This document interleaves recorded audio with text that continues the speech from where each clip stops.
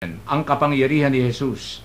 Nang masabi na ni Jesus ang mga salitang ito, ang mga tao'y namangha, sapagkat nagturo siya na parang isang may kapangyarihan at hindi tulad ng mga iskriba.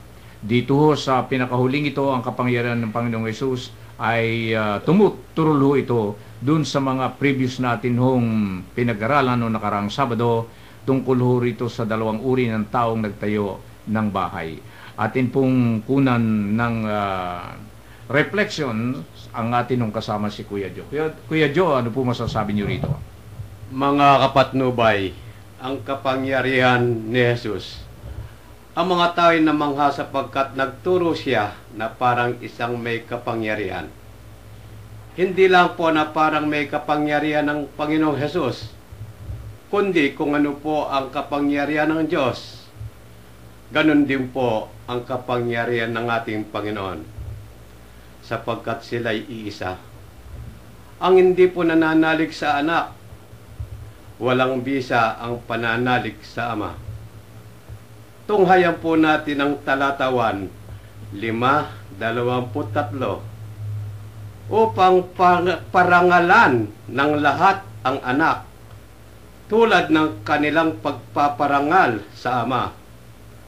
Ang hindi nagpaparangal sa anak ay hindi nagpaparangal sa amang nagsugo sa anak. Yun. Tungkol ho ito sa kapangyarihan at pagkilala sa ating Panginoong Hesus, ang nasabi ni Kuya Joe. Kinakailangan yung pagtingin mo sa Panginoong Hesus naka-reflect doon sa Diyos Ama. Yung kapangyarihan kasi ng Diyos Ama, Panginoong Hesus Parang iisa sila, di ba, Kuya Joe? Opo. Yon. So, yung kapangyarihan ng Panginoong Hesus. Kuya Ben, ano po masasabi niyo rito sa kapangyarihan ng Panginoong Hesus? Ito po ay isang pagpapatunay na ang salita ni Jesus ay tumitimo hindi lamang sa isipan, kundi sa mga puso ng mga nakikinig. Sapagkat kung titingnan po natin ang nakalagay dito, ang mga iskriba ay isang dalubhasa ng mga ngaral, dalubhasa sa pagtuturo. Subalit, nagtaka ang mga taong nakikinig kay Jesus sapagkat higit ang narinig nila kay Jesus sapagkat ito ay umaabot sa kaibuturan ng kanilang puso at ang kaalaman ni Jesus ay higit sa kaalaman ng mga iskriba tungkol sa kaharian ng Diyos. Kaya, kung titingnan po natin sa pagsasagawa ng ating Panginoong Hesus ng kanyang pangangaral, ay sadyang ang mga taong nakinig at sumampalataya ay nagkakaroon ng pag-asa. Nagkakaroon sila ng magandang bukas para sa susunod na panahon ng kanilang buhay sapagkat napakaliwanag ang ibinibigay ni Jesus na turo sa kanila sa pamamagitan ng mga bagay-bagay na ipinakita ni Jesus ay natutunan ng mga taong nakikinig sapagkat ang kanyang kapangyarihan ay hindi lamang nagmumula kung saan hindi katulad ng kapangyarihan na ipinakikita ng magikero, kapangyarihan na ipinakikita ng isang pangkaraniwang may hawak ng kung ano-ano dito sa mundo. Pero si Jesus, tunay na dumadaloy ang kapangyarihang mula sa kanyang Ama, mula sa Espiritu Santo, sapagkat iisa ang kanilang kapangyarihan at ito ang nakita nila at naramdaman kay Jesus. Amen. Yan po ang paliwanag ng ating kasama si Kuya Ben tungkol sa kapangyarihan ni Jesus. Akin pong idudugsong muna itong sa unang mga talata po sa chapter 8 sapagkat nakadepende rin po itong kapangyarihan ng Panginoong Hesus dito. Nang makababa na si Jesus mula sa bundok, sinundan siya ng napakaraming tao, lumapit sa kanya ang isang ketungin at lumuhod sa harapan niya. Ginoo ang wika niya.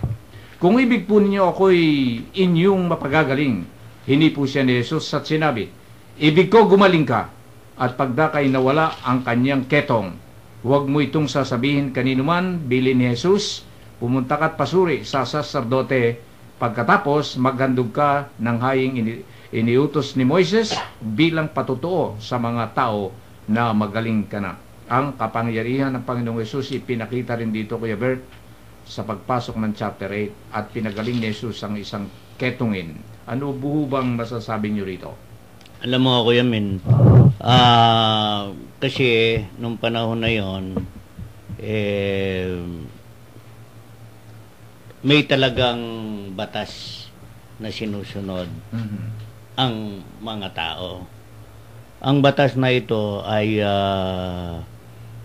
kumbaga sa ay yung kapag mayroong gumaling na tao sa pamamagitan ng kanilang pananampalataya ay kailangan pumunta sa mga saserdote. Kaya ito ay inulit ng ating Panginoon. Ito'y inutos niya noon kay Moises. No? Kaya dito, gumaling yung tao ora mismo noong siya'y pinagaling ng Panginoon. Kung walang pananalig ang taong ito, hindi niya ihilingin sa Panginoon na siya'y pagalingin. At makikita mo rito kung ibig po ninyo, gagaling ako. Sa ating buhay, kalimitan, umihiling tayo sa Diyos, yung ating inihiling. Pero yung ibig natin ang ating sinasabi sa Kanya. Sana sa ating pananalangin, kung ano man ang kahilingan natin, ay tularan natin ang bulag na ito. Kung ibig mo, ibibigay mo ang kahilingan ko. Yun ang dapat nating sabihin. Huwag nating gawing utusan ang Panginoon o ang Diyos. Gawin natin na yung mga hinihiling natin, sana ibigin mo. Ito po ang ibinibigay na aral sa atin ng bulag na ito. Gawin natin yung kaniyang inihiling sa Panginoon. Kung ibig mo, ibibigay mo yung inihiling ko.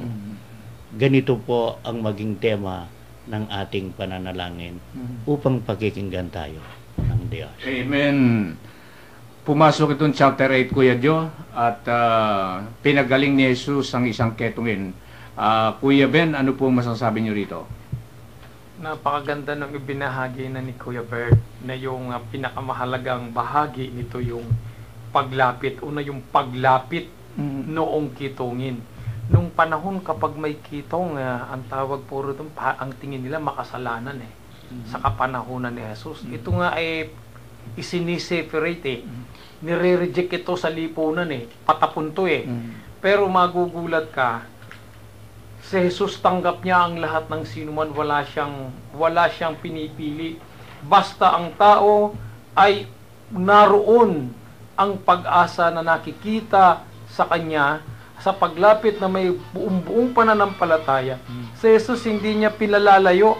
Ano pan kahit na ito ay paglabag dun sa kaisipan ng mga tao na ang kitongin ay hindi dapat lumalapit sa mga taong malinis. Kasi po, ang kitong nung araw talaga, pag sinabi natin, parang napakarumian Hanggang ngayon naman, makikita natin na parang yung iba ayaw halos magpakita Pero noon, iba ang kahulugan sa kanila pag kitong makasalanan talaga Paglapit kay Jesus, ang daladala niya sa kanyang sarili, tinatanggap niya, Panginoon, makasalanan ako Panginoon, may sakit ako. Ganito sana lahat tayo Tinatanggap natin yung pagkukulang, pagkakamali, pagkakasala, at tayo ay sadyang may sakit. Isang sakit na espiritual, na kapag lumapit tayo, at masabi natin, alam po ninyo, pag tayo dumadalo ng Santa Misa, yung Eucharistia, ito ay nababanggit natin Nababanggit din natin itong bagay na ito. Panginoon, sa isang salita mo lamang, gagaling na ako Subalit hindi ito nararamdaman ng mga tao na kung ano ibig sabihin Ang ibig sabihin po nun ay katulad ng sinabi ng taong ito, kung ibig po ninyo, ako inyong mapagagaling. Sa isang salita nyo lang, sa isang kumpas nyo lang, ako ay gagaling. Ibig sabihin, ang aking anumang kasalanan, ang anumang aking pagkukulang, anuman ang mga bagay-bagay na ginawa ko laban sa inyo, ay mapagagaling ako ng Diyos sa sandaling ako lumapit at tumanggap sa Kanya. Amen.